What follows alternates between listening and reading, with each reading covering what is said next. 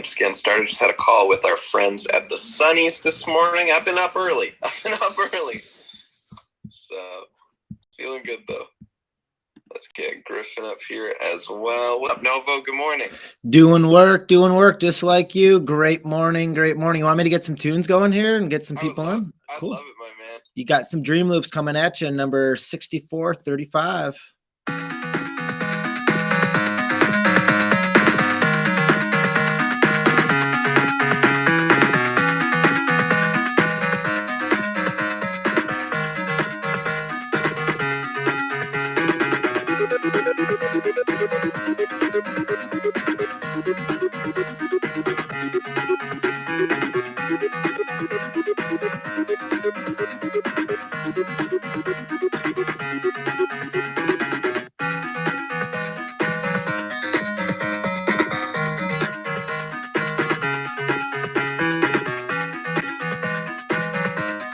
I love it. I just want to welcome all my aliens, apes, and zombies before you take that mic back over. Thanks for having me on once again, my friend. Appreciate you, Novo. Thanks for being here, man. You're always taking care of us with the tunes. We appreciate it. Let's get more of our friends up here before we get started. Let the room fill up for a moment. How are we all feeling, though? Gee, how are you feeling this morning? It's a fine Tuesday morning in NFT land, as we would say. Oh, yes. The no FUD in sight today. We got good vibes, good coffee. We're chilling. I like it. Feeling good, man. You know, I always feel like I'm a snoozer of the alarms by day. That's what I'll describe myself as. You know, if I need to get to, let's imagine I have a flight at 7 a.m., I'm setting alarms, 10 alarms before that. You know what I mean? So sometimes I feel the same about this, right? Because it's the West Coast. It's still a little early over here. But I had a call like an hour ago this morning. And it was a tough to roll out of bed moment. I will say that, but we made it happen. I'll do anything for the team. You know what I mean? But we made it work.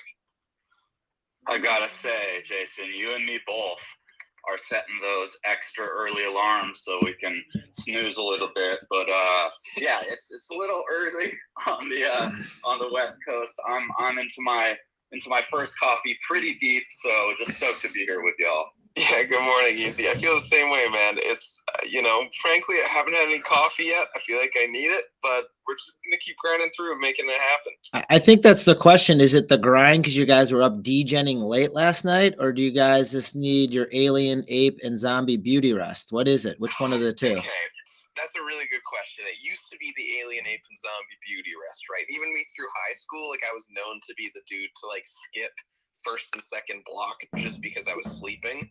But now I think it's the degenning, right? Because I just end up on Twitter at midnight or something like that, and then it's 2 a.m. and then that's it. That's a whole wrap. But it's tough. Yeah.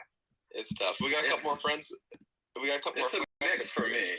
I need sleep because I'm getting older, so I need that little bit of extra sleep, and then I find myself degenning out. I've always been a night owl, though. I will admit, since I was a kid, I would not want to wake up for school, and I would stay up late listening to music. Yeah, right. It was the same thing with me. As I was a video game kid, in high school and all that, or I remember my parents when I was in grade 7 bought me a computer for my own bedroom, and that was it, right? That was the wrap for me. Because when I had my own computer in my own room, I was up super late. I was on. That's how I discovered crypto in high school and things like that. I was trying to figure out I don't know how to install a Tor browser and all this crazy stuff back in the day. And that's how it all started, man, which is kind of crazy. We got some more friends up here as well. We got Trevor, good morning. Layla, good morning. Gabe, good morning. GM, what time is it? What time? 9 a.m., baby. I like it. What's up? Let's get some more friends. We got Joe joining here as well. Griffin, good morning. Fantastic. This is looking good. GM, what's up, Joe? Good morning. I'm doing great. How are you guys? We're feeling good, man. Feeling good. Just discussing. Joe, are you a beauty sleeper? Does that make sense? Is this early for you? No, I've got 3 kids. Sleep is a lost concept on me. I like it. It's 11 or Joe.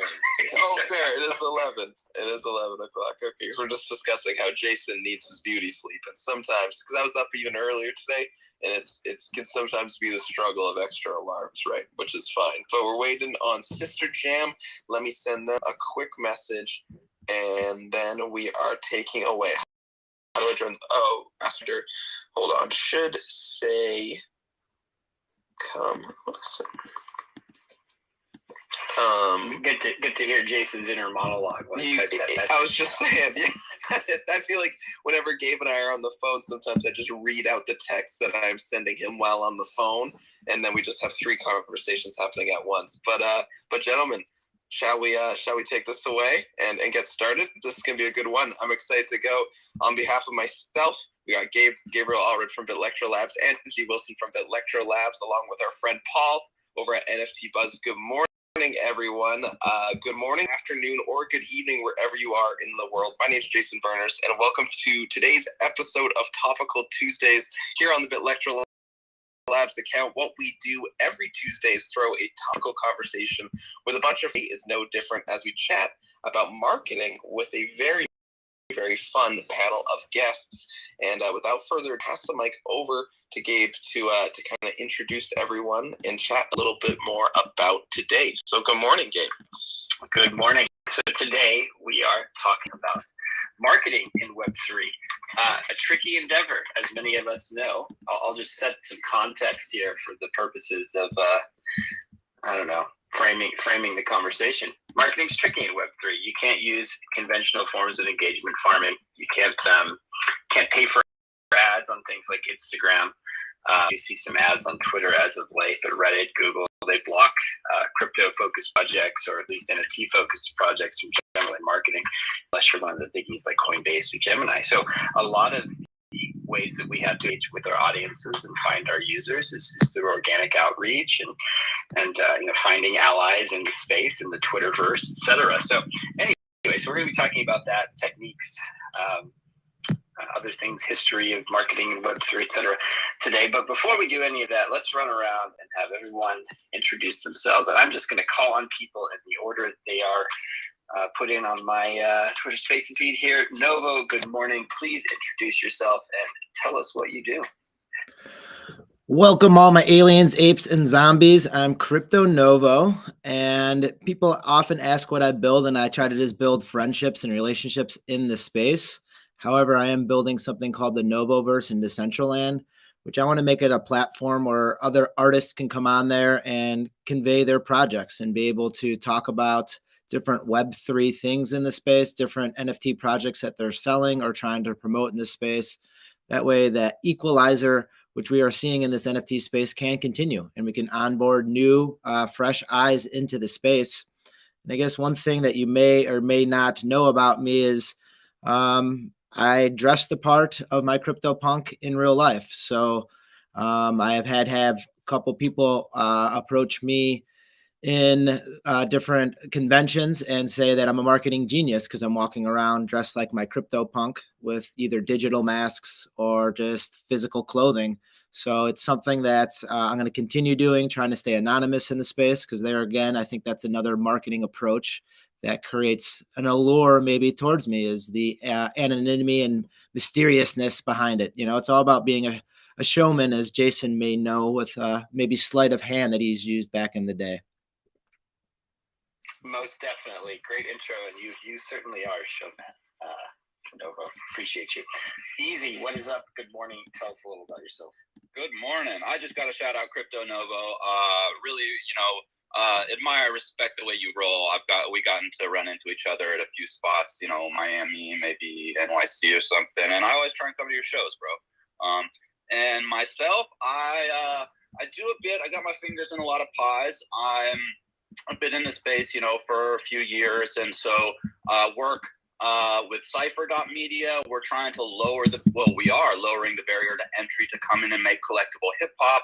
I work with PageDAO, with Public, trying to do the same, lowering the barriers, make it easier for writers of any type of literature to come in and be able to drop an NFT book with there's so many problems in the regular publishing industry, or the old paradigm with music and literature, and so we have this new way of packaging content with NFTs, and we have these amazing passionate communities that we can collaboratively create with and form up DAOs and figure out how to do better governance. So I do a lot of shows and stuff like that, and I'm just, happy to be here with you guys. Electro Fam is one of the funnest out there, and we've been actually working together over the last about 5 weeks on a little story that's almost done. So come on over to Pass the Pen for the last Bit Electro one. Well, not the last ever, but we're finished. Excuse me, we're finishing up this week. So hope to see some of the fam over there. Heck yeah. Thank you, Easy. And the conclusion of that story and the full summary is going to make its way to our upcoming wiki page that we're producing for BitLego. Joe, good morning. Society of the Hourglass, one of my favorite projects. What is up about yourself? Hey, good morning, everybody. I'm Joe, the founder of Society of the Hourglass. We are creating an entertainment brand, working on a Seek and Find book, an animated series. We've got a partner in a studio out in LA that is helping us with that. We actually just launched a search in earnest for a writer for our series last week, which we're super stoked about. We've been building out the foundation for our narrative universe with our community. Holders get to participate in that. Yeah, we're having a blast trying to create something really meaningful in the space that's focused on storytelling and accessibility for everybody. We believe that as NFTs grow and the space becomes adopted by more and more, there's a room in the market for things like what we're trying to do, and we want to see our IP on TV and giving our community the opportunity to participate in a really meaningful way, and that has been really, really exciting, fun learning experience. But it's all about having fun and being creative together, and that's what we're trying to build. Heck yeah, Joe Payne, one of my favorite people in the space, one of the hardest workers in the space. Trevor, good morning. Tell us a little about yourself. Zima Red. Good morning. Yes, my name is Trevor Grant. I run RWO, or otherwise known as Read, Write, Own, with Griffin, who's also on the space here. We're a Web3 marketing agency. We specifically focus on content marketing, and we work with a lot of great brands across the industry. It's a great time. I also do write Zima Red, which is one of the top newsletters for the NFT industry with Andrew Steinwald, who's a partner at Sisterjam. So it's a little bit about myself. Griffin, is my partner as well. So you can probably come on and introduce himself. Yeah, what's up, guys? I'm Griffin, other half of RWO, aka Read, Write, Own, aka RW Own.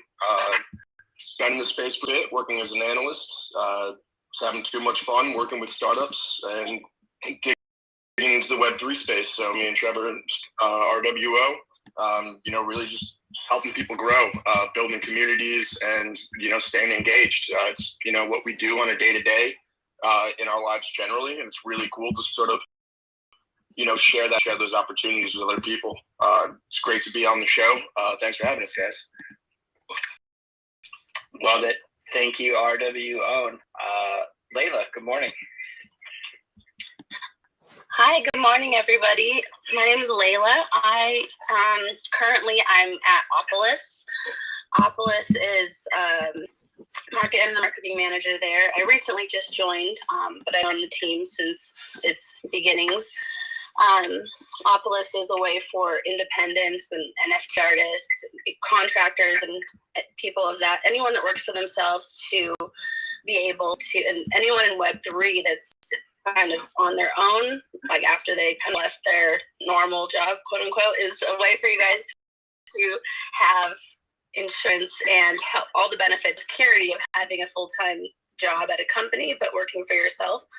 And we have blockchain components. You can get paid in our token, like rewards. But my other background in Web3 marketing is ETH Denver, and I've been with ETH Denver since the beginning, 2018. And as well, I was at Mint Gold Dust, which is it's an NFT platform. So yeah, I'm really excited to do this. Usually I'm the one running Twitter Spaces, so this is weird, kind of nervous, but really excited. Glad to have you as a guest. Thank you for that stellar intro. And last but not least, Chris, Sisterjam at WB. What's up? Good morning. Hey, yo. It's crazy. This doesn't work on your laptop. You have to be on mobile to do these things. And it's funny how Web3 can be just, I feel like we're just repeating a lot of stuff of Web2 and everybody's just trying to make it Web3. So I'm going to be that guy today. And I do a show called Max Payne on in Friends with Benefits. That's like the biggest, best social DAO out there right now. And I don't think anything really comes close to what we're doing in terms of staying relevant in Web3. But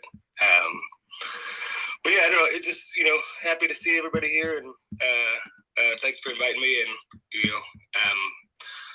staying relevant right now and marketing and trying to stay cool is a slippery slope right now, because it's just the beginning. So, thanks, guys. Alrighty then. Well, thank you, everybody. And with that, let's roll right into a panel question. Everyone on this panel has been working in Web3 for quite some time, and I'm sure before that, Web2. Could the panel please explain some key differences in marketing techniques between Web2 and Web3? If anyone has any insight, go ahead and unmute and let us know what you think.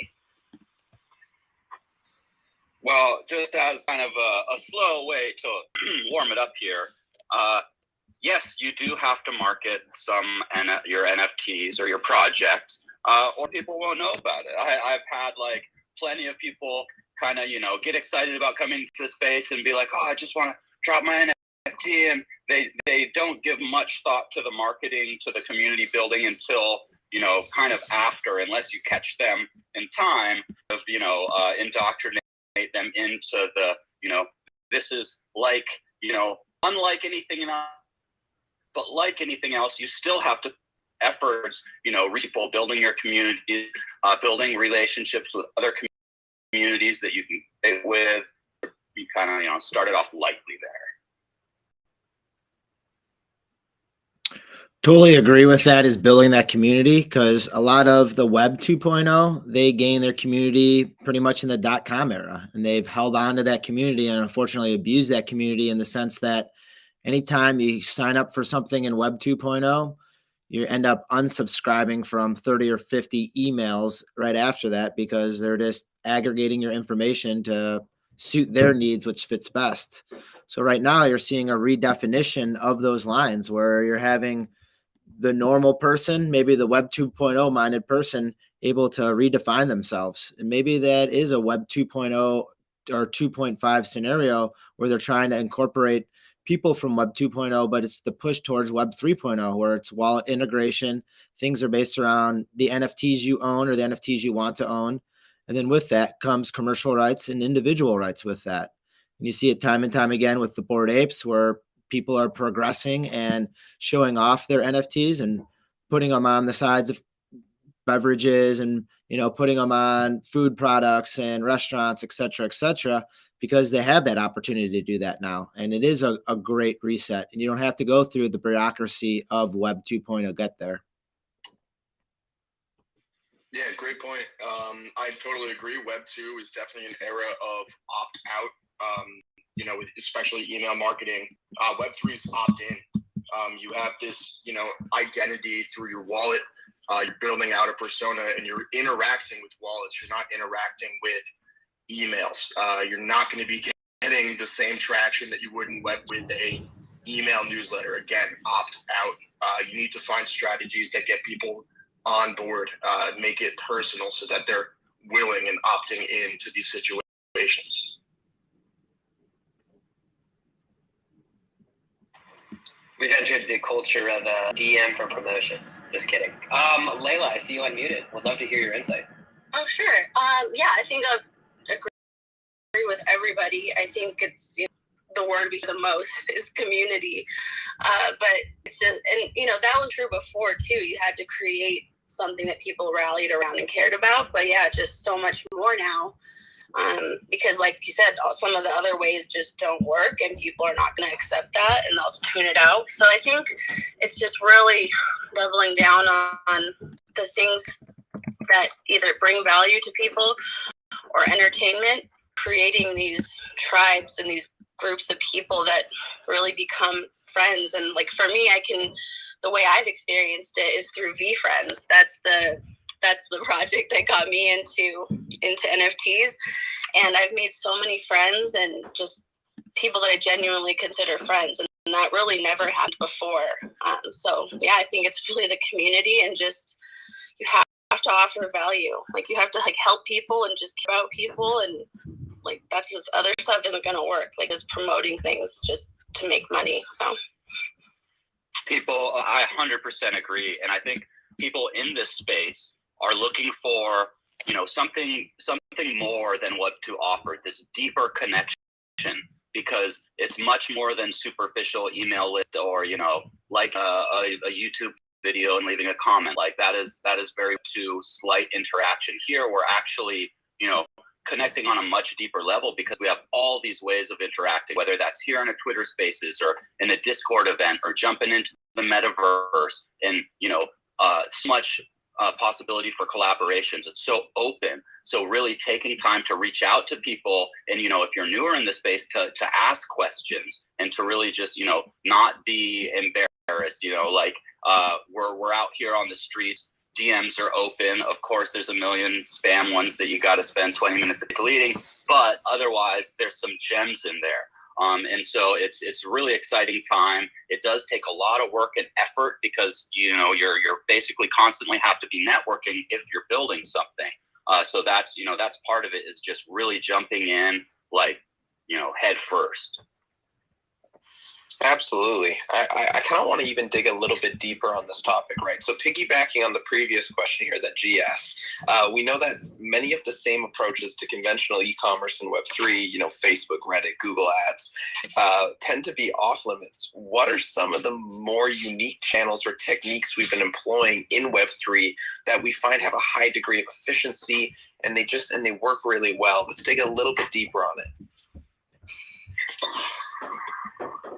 People are crack fiends to POAPs, straight up. So very, very true, frankly, very true. I love it. Okay, so POAP's the one thing. Let's see. Let's dive a little bit deeper. What else are we thinking? I would say in general, just free stuff. I mean, think about CryptoPunks. Those were given away for free back in the day. A lot of cryptocurrency was given away for free to spread out that, you know, that ecosystem so it can have that organic growth. And a lot of the things that were given out for free that people don't talk about, well, then the stake and value wasn't behind it in the community. So, I mean, POAPs, yeah, POAPs. People love free stuff. People take free stuff all the time, but it's the growth behind that. Yeah, it's definitely the sort of airdrop era as we speak. You have vampire attacks like with Looks Rare. These are techniques that, you know, the last time we saw that was Uniswap, and that's still in the Web3 space. The whole, you know, pushing out, you know, this new free content is, you know, something that's familiar to Web2, but moving in a completely novel way in Web3. I'd also just add that, you know, Twitter has obviously been integral. Having Twitter Spaces, running Twitter, these sort of more long form open, but not click away, put it right in front of someone's face, put it directly into their wallet, seems to be something that's thriving in Web3 that you really weren't getting in the traditional markets. Absolutely. Twitter feels like the, you know, the main thoroughfare of information, and a lot of people that might be, you know, interested in getting deeper in the space might not be like, you know, they've got a dusty old Twitter account or whatever, and they're over on Instagram and then LinkedIn and Facebook and whatnot. You know, and there's more NFT talk over in LinkedIn these days for sure. Or and actually, there is a little over in LinkedIn, which is interesting. But Instagram is, you know, a little more Web3 content. But yeah, I'd say definitely you've got to be on the Twitter if you're serious about this. And it's not easy. There's so much coming into the space. So one thing, you know, that I really believe in is also just being yourself, being honest, sometimes being vulnerable, like just, you know, really putting yourself out there, because in this space, you know, your story is valuable, your experience and what you've gone through and what you've learned, to be able to share that. Like I said, it's, you know, it's not easy. There's no like magic pill that's gonna like you in front of a bunch of people. You just have to be out there. And, you know, again, I think building relationships with other communities where you have similar interests is really important. I'm going to maybe speak to the question without actually answering it, just to kind of dig into maybe a slightly different perspective on some of this stuff. I think one of the things that I think we have to be careful of is that oftentimes this, like, I guess I'll say deification of quote unquote organic marketing is almost conflated with like exclusively unpaid or even hands off at times, right? Like if it's meant to be, it'll happen. And I think that is a very idealistic way of looking at it that is laced in survivorship bias. Like you look at, maybe few dozen projects that popped off and saw success in that regard and ignore the thousands of dead bodies and, that tried the same approach and didn't make it. I think it's important to keep in mind too, to think about who we're trying to reach. I don't think that we can bucket the quote unquote right approach to marketing as a generalization, right? Like it depends on who you're trying to reach. If you're trying to reach people that are in Web3 already and quote unquote NFT native, like, yeah, you absolutely need to be thinking about some of these alternatives. But if you're trying to reach people that aren't in the space, some of these more traditional Web 2 approaches to marketing can be really, really effective. I mean, look at Gary Vee, right? Like he gets dunked on a lot for not getting NFTs or being an outsider, but love him or hate him, you can't deny the man's ability to reach people. And if you don't think he's engaging in typical Web 2 marketing tactics, you're lying to yourself. It's really, really effective. You just have to know how to do it. And I think that's the challenge, is that marketing in and of itself, and look, this is all my opinion, right? I'm hardly like a world-class marketer. This is all just my personal opinion, but I think we have to have a nuanced view of how we're marketing and who we're marketing to in order to really determine what the right approach is. Well, yeah, I would agree with that sentiment though too, because I do the show. I do like a show, every week inside a disc, and that's like that hits there's like a glass ceiling at some point, and you have to do like these Twitter Spaces, or like I'm like thinking about starting, something on my own outside of the Discord, because if you're, there's like sort of, a peak at that point when you're just talking to people that are obviously fanning out in your Discord. And it's, you do have to go the Web 2 route and kind of like just try to grab as many losers as you can, just to kind of like that have no idea what they're doing, and convince them that your project is the only, the relevant thing that they need to be onboarded with or agree with. And it's definitely hard to like stay cool in Web 3, but then also, you're gonna have to like start really fishing for people that have no idea what any of this stuff means, and that's easy to forget sometimes. Absolutely. Appreciate all the insight here. And Layla, I also saw you unmute there as well. Would you like to add anything as well? Sure. Yeah, I really liked what it's Society of the Hourglass. I forgot your name, but I really liked what you said. Yeah, I think that is really true. Like, tending to get new people in, like those people are on Facebook, even if you've like since abandoned Facebook, like they're still there. And I think the best way to reach those people is through education and adding value and just answering those questions that they have, because there's just so much uncertainty, and there's so like a lot of fear-based stuff when you hear like that your money can get stolen from your wallet. Just I think really we have to come at it from helping people and educating them. And I love that you mentioned Gary Vee, because I didn't major in marketing for my college degree, but like after I graduated, that's how I got into social media. I just thought it'd be a good place to go, and I get most of my education from watching his content, because I don't think there's anybody smarter when it comes to creating brands and communities and marketing than Gary Vee, because he really just cares about people. And I think that if a lot of people did that same thing, instead of focusing on like the short term of like, oh, my project is the best, and like a cash grab thing, like it's kind of scary when people are just blindly like putting a bunch of money into things like in this space. It's just what a world like that we're dealing with right now, when you can own this thing that's like, $6 and then to go to zero. So it's just, got to tread lightly, I think, too, because it's like people's I don't know how to say it, but it's just like people are putting a lot of money that they unfortunately be putting into things sometimes. So I don't know, just caring about people is important. I 100% agree.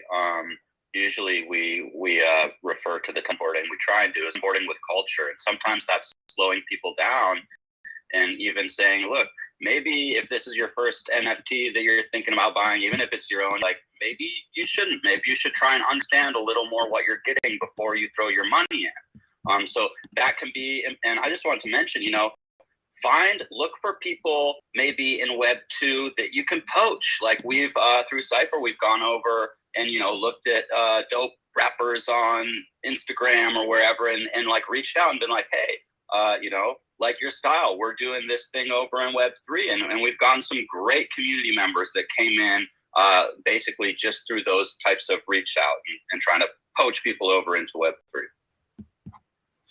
Totally. I appreciate all the insight, everyone. This has been a fascinating conversation so far. Before we set up these shows, Gabe, G, and myself, we get together, a few days before, and we kind of set up how we want the show to look like. We do a little run a show, as they call it. And it's always so fun when we hit, a half-hour point in the show, and we haven't even gone to any individual questions yet. I'm loving this organic conversation, though. It just makes my morning feel so good. I'm loving this. But before we go any further, I should mention, Easy, you mentioned people love free stuff, right? I thought, what a perfect way to have people stick to the end of the show. There's going to be a POAP at the end of the show. So feel free, stick around to need a secret passphrase to get that free POAP. So we just thought, if people love free stuff, let's just be, people of the people, and we're going to give away a free POAP today, right? So hang tight till the end of the show. But before we go any further, I just want to pass the mic over to our friend Paul over here at NFT Buzz. I didn't realize, we didn't say good morning to you, Paul, and I would love to say good morning and just want to get a little check-in with you. How are you enjoying this conversation so far? Hey, GM, everyone. This is great, actually. This reinforces a lot of the things that I've been practicing and gives me a lot of ideas moving forward. I've been reaching out to people on Instagram or Facebook, but yeah, that could be something. I like that idea. I'm loving this. Yeah, I'm excited to dig a little bit deeper. I think we're about to get into some individual questions, so I'm going to pass the mic over to our friend G. Wilson to kind of get us kick-started with that. Thanks, Jason. Got a question for Trevor up here. Trevor, you're a partner in Read, Write, Own, writer for Ezincr and building the In Their 20s podcast. Could you please explain your role in each of these projects and kind of compare and contrast how each of these projects is marketing themselves or their content? Yeah, that's a good question. So I guess I could start with Read, Write, Own. Read, Write, Own is we're a small agile agency, so I have a lot of hats. Sometimes actually working on client work, other times business development. I'm also an accountant, so pretty much anything needed to be done from an agency front. That's kind of what I do at Read, Write, Own. As for Ezincr Red, I mainly write the newsletter. So I scour the internet, find the best stories in NFTs, and break them down through the newsletter, and run a lot of that content strategy to make it the best product it can be. And then as far as In Their 20s is actually not anything. It has nothing to do really with Web3. We interview successful people and ask them about what they were doing in their 20s. And for that, I essentially, we've had some pretty great guests like Steve Wozniak, Jason Gallicanis, David Sachs. And for that, essentially what I do is act as a producer, help book guests. It's just a two-man team. So Landon and I work on that, book guests, make sure all the marketing and communications go out well with that. So yeah, it's just a lot of different roles. But I mean, I think if you're working in kind of startups, or realistically anything in Web3 now is just such a new industry, is more or less like a startup. Obviously, there's some bigger companies, but you have to be able to wear like a lot of hats. So I think that's a key skill. Of course, there's like certain things that I'm better at than others, and some obviously like in the content space. But yeah, wear a lot of different hats. Word. And on that note, like I think it's fascinating that you have your feet both in like a Web 2 kind of project within their 20s in terms of it just being like a normal show and that kind of thing. Would love to know like the different marketing techniques you're employing between that and then say something like Rewrite Out. Yeah, so I mean both of them rely on content. So Rewrite Own is, I mean, we don't particularly do any marketing for ourselves. It's all based upon referrals or maybe some outbound. We mainly focus on giving really solid content for a content marketing strategy for Web3 companies. So we manage and really try to create impactful stuff that they can go ahead and turn around and use for their own marketing campaigns. As for in their 20s, it's the thing that's really helped us the most is kind of, we have been lucky enough to interview and speak with some pretty big names, and by being able to use their social presence, it's helped grow ourselves, and a lot of it's super guerrilla, going on in spaces like this, being active on Twitter, and really just doing whatever you can to get your name out there. Some podcasts and some newsletters and some people throughout media have opted for the paid route. I mean, it works in some respects. However, there's so much noise out there in media right now that it's really hard to connect with an audience. It's really better to focus on building your community slowly, and every listener is a repeat listener. And if you opt like the pay route, first off, it's going to cost a decent amount of money to get started with that, and two, that you'll just have you won't be able to build a sufficient enough community, I believe, to sustain like for the long term. So we focus on more or less like community building, guerrilla strategies for our personal projects. I dig that. Thanks for the insight, Trevor. I'm gonna ping you afterwards and dig a little deeper, offline on a couple of things here. I like it. Let's dig a little bit deeper here with Layla. Layla, you run the socials for both Eat Denver and Opulus. I have a question specifically about Eat Denver. How has the social messaging changed over the past 18 months as the Web3 space has exploded? I imagine some of the things have changed as Eat Denver is so much larger when it comes to attendance than ever before. I know I was there this year and it was packed. It was crazy. That's actually where I met Trevor as well, which I think is really fun. Has your world, changed at all with so many more eyes on the conference in general? Also, how has your experience been growing Opulus from the ground up? So for East Denver, it's this year. As you said, we experienced huge growth, like with taking a year off because of COVID, and then the event was massive this year. Like the amount of people in person, I think there's like at least 10,000 people that checked in, maybe 12,000 that just around the venues, even if they didn't go to the main venue.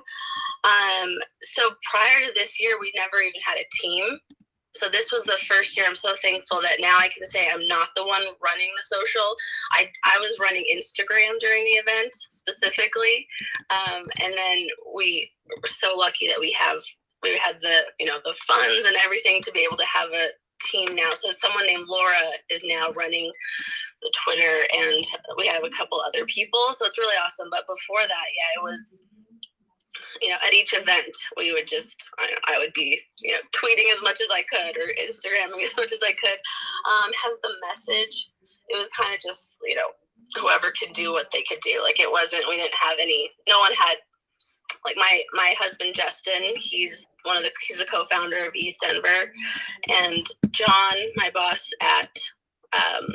he's the CEO of Opulus. He's the founder. He don't want to be called the CEO. He's the founder and lead steward. Anyway, the whole having those titles thing in Web3 is really interesting. And and John is the founder of East Denver as well. And so, yeah, that's why I was involved from day one, because it was like, okay, whoever can do, you know, something that you're like, that's what I was good at. So it's like, all right, I'll run the Twitter, I'll run the Instagram. Messaging wise, I don't think anything has really changed. I mean, East Denver is just some place where these great minds come together, and luckily the community really advocates for us. So that's really cool. Like the community is so passionate. The people who have been there since 2018, our very first one, to now you, like the people who just came for the first time. So we're really, really lucky in that regard for being the biggest and one of the first events. I know that's kind of the goal, right? For the community to advocate for you. So it's, yeah, I don't know if much has changed, but yeah, I definitely underestimated the usage of story mentions. I don't know if this ever happens to anybody else who's running an Instagram page, but like when everyone's tagging you in stories and then it goes to this other inbox, and you have to go and like accept each one for it to be shown so you can reshare it. So that was like my biggest headache for East Denver, was not being able to keep up with the story mentions. And that's what I wanted to add to the last conversation too, is Reels, Instagram Reels, and TikTok. Like those are the two places where you can just find new people. Like that's where I find new people for anything I'm interested in outside of anything NFT, just things in general. That's the place. Like, you know, if you're listening to this and you're running something, you need to be putting out TikToks and Instagram Reels on the regular and just constantly playing with the creative, because that's what's going to resonate or not with people. And so, yeah, I think, you know, Twitter is huge for us, but Instagram Reels and crypto TikTok is huge. Like it's a lot younger demographic, but yeah, those are the two places you got to like to network and meet new people. Thanks for that insight, Mike. I totally agree. TikTok is a great place to tap into an audience with a different perspective, for sure. Also, totally agree on the Web3 titles. You know, run into many senior vibe coordinator. Just kidding. Let's see what Joe is up to. Joe, you're one of the busiest project founders we know in the space. You consistently show up, very accessible and public facing in your outreach and messaging approach. Can you tell us some successes you've had in this area and how it plays into what Society of the Hourglass is building as a whole? Yeah, first of all, thank you. That's very kind of you to say. I definitely feel busy, which is not always a great thing. But I mean, yeah, to your point, like being accessible is a huge part of my strategy and just our strategy as a team. You know, we have taken a really intentional and methodical approach to how we're building not just our community, but our business, right? Because that's what we all are doing, is running businesses. And you know, as we think about scaling even outside of Web3, I mentioned we're working on a book. Like all of our holders get a copy, which is really, really exciting. We're going to sell that book too, though. So we've got to be thinking about what it looks like to scale publishing and distribution and marketing that as a product in of itself. And right, you know, we're really starting to kind of get nuanced and specific about not only who we're marketing to, but what we're marketing. You know, is it the NFTs and really leaning into what we're building in Web3, or is it something more product based that maybe has a broader audience and can serve as, you know, a more accessible and more comfortable and knowable entry point into what we're building. But ultimately, that all comes down to people, and we want to do that with people that are really excited about what we're building. And just showing up every day is a huge part of that. You know, our whole team is fully doxed. We're all entrepreneurs that have done this before, not in Web3. Like, this is our first go here, but we're having a really good time. We feel like we get the space and have leaned in, right? Like, this is what I do full time now. Web3 is my life. even as I have broader ambitions and aspirations to grow the Society Hourglass, even into and outside of Web3. So things like Twitter Spaces, it's funny, like it's a running joke in our community that, like, if you need me, just go to Twitter Spaces and you'll find me on a stage somewhere. I think it's maybe less true now than it was a few weeks ago, but I'm trying to balance visibility and presence on things like this with focus time and to work, right? Because that's like, being everywhere is not super scalable if you look at any one individual's capacity, and especially when you layer in additional things like, you know, self-care and mental health and family responsibilities and life off screen. So that it's always a balance, and I don't know that I have it figured out, but I'm trying to strike a balance between having really specific topical conversations like what we're doing here. I've got a couple of them tomorrow, one with Miguel Faust from Pedita. We're going to be talking about Film 3 and bringing in a couple of other people to talk about that. Doing another one with Pixie Interactive and a couple of other people about the ethics of marketing NFTs that are maybe more family and kid oriented, and like, are we the bad guys, and going really deep on conversations that we just don't see happening in the space. And then I'm also really starting to lean into doing smaller conversations with, you know, alpha groups and just groups of people that are interested in learning more about what we're doing. I've done 3 of those in the last week, and we got a few mints in sales out of all 3 of those. Like, that happened while I was doing those. So I'm seeing that work really well.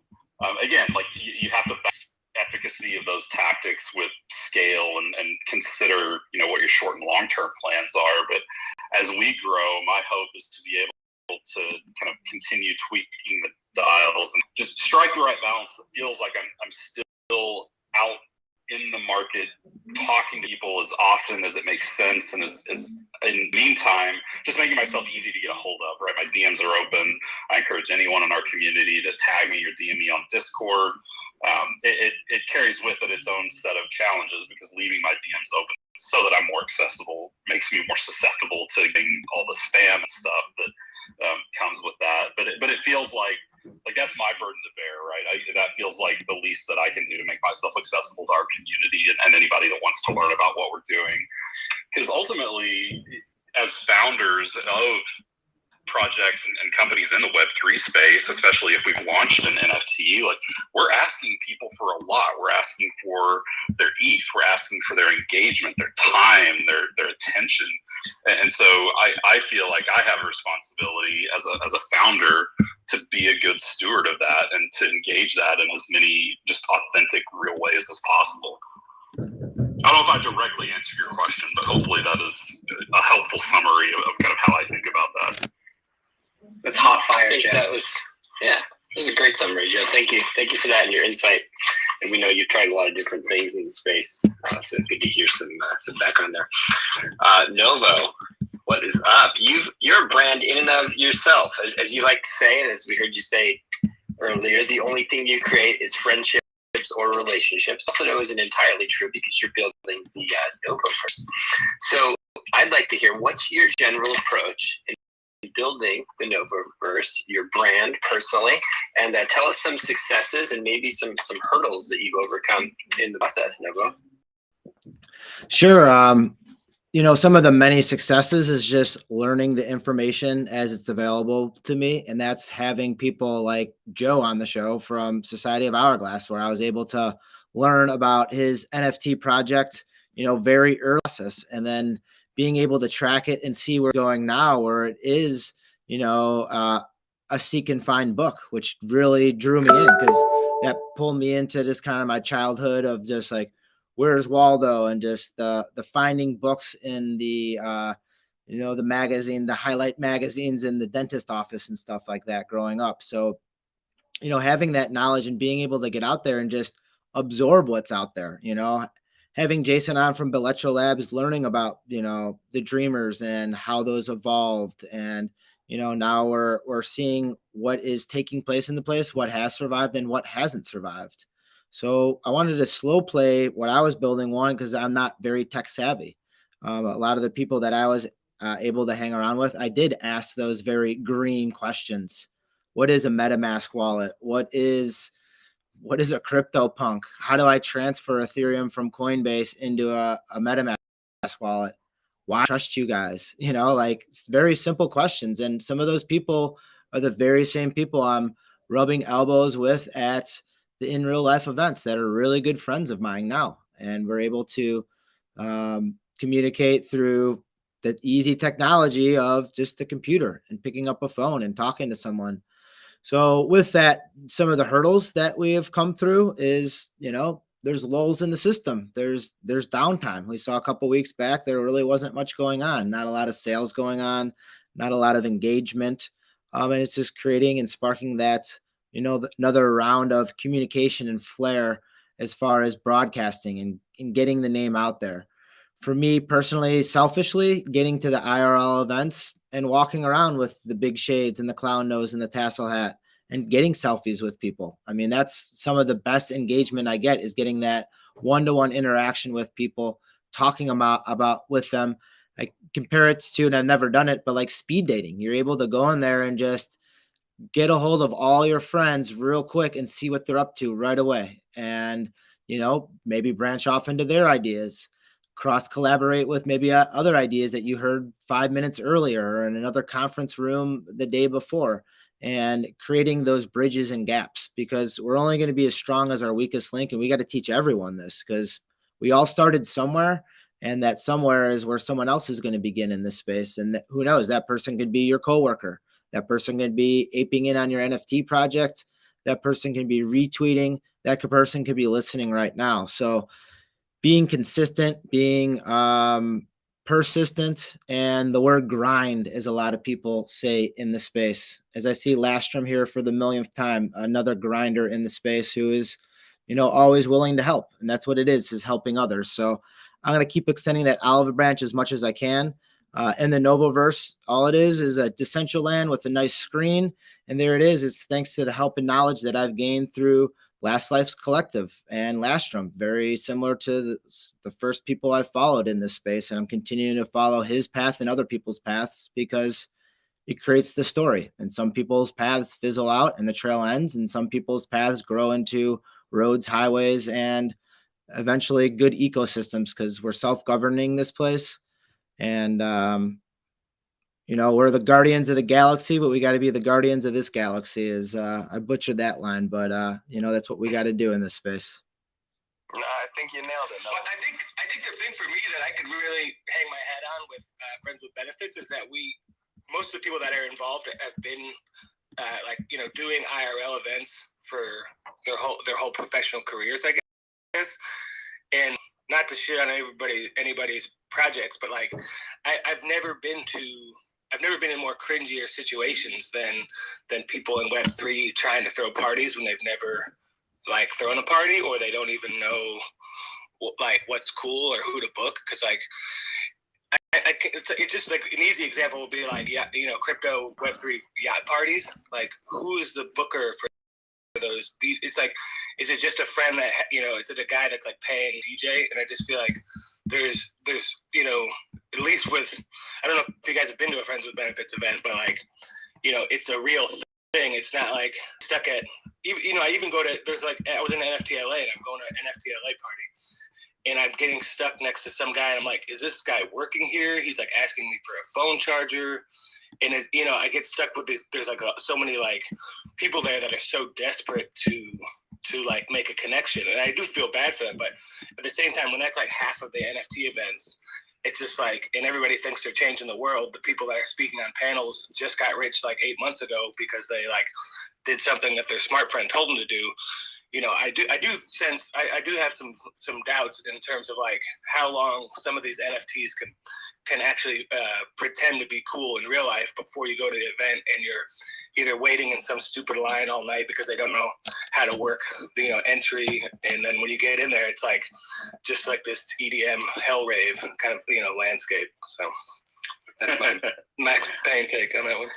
Definitely appreciate that take. I mean, I don't know, you guys didn't call on me, but I had to jump in there because I agree. And I think that one of the things that I often find myself recommending to people is to take the slow roll. Just slow down a little bit.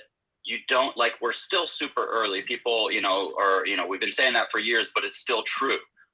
So you don't have to rush out and create an event right away with your new project. Like, I think that the organic approach is the best for long term. Not that you don't want to be bringing people in at your best pace you can, but to be bringing quality people in that can add to the benefit of the other community members. Of course, not everybody's going to be jumping on the mic and rapping or whatever. But people that are at least going to engage and drop some funny gifts or, be part of the conversation versus just trying to fill it with as many people as you can. I mean, what's the point of, I guess the bag. But to me, that's not the only goal. So a lot of projects you will see kind of, maybe they sell out real quick, they flare up. But if they don't have a solid collector base of that project and it's just people looking for a quick flip, then what are you really building? So I think taking that slow approach, the organic approach, of course, you want to be doing as much as you can. I mean, sometimes for Cypher events, if we have kind of a bigger event, we'll throw out like a little paid Instagram promotion. And maybe we just get a few people reach out and be like, oh, I saw this ad. And we'll connect with those people and form a relationship. And you've got a couple more true members of the community. So I always recommend that thoughtful, slower approach versus just trying to in and get in over your head and throw some whack ass party. Then people have a sour taste in their mouth for your project. I totally agree. Right. We're just, I'm gonna steal G's line here. We're spitting facts right now. It's something that we talk about a lot internally, especially as we start throwing these real IRL events, is making sure that they are thoughtful and that there's a reason why they're happening. And even if the reason is just to have a conversation, at least that's hosted in a conversation can happen. I've been to so many NFT events where the music is so loud, which is fun when it's midnight, but when it's 8 o'clock at night and I'm trying to have a conversation, sometimes it can get a little tricky. You know what I mean? And I'm here for good times and all that, but I enjoy networking. I enjoy meeting people. I enjoy having a conversation more than I enjoy dancing to music at 7 o'clock at night on a Tuesday afternoon. You know what I mean? Like, it's just a little tough sometimes. Yeah, that's why our pizza party at NFT LA was so great. Yeah, exactly.